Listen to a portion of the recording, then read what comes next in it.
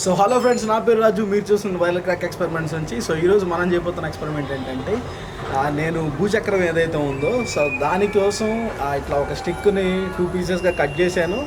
So దానికి నేను భూచక్రాన్ని ఇటు సైడ్ ఒక స్టిక్ చేశాను, ఇటు సైడ్ ఒక స్టిక్ చేశాను, కానీ రెండింటిని ఆపోజిట్ వేలో స్టిక్ చేశాను. సో వీటిని నేను ఫైర్ చేయబోతున్నాను. ఇవి ఒక కార్ టైర్స్ ఎలా అయితే మూవ్ అవుతాయో అలా మూవ్ అవుతాయి, కానీ ఇది ముందుకు వెళ్ళిద్దా వెనక్కి వెళ్ళిద్దా తెలియదు ఎగ్జాక్ట్ నాకు కూడా.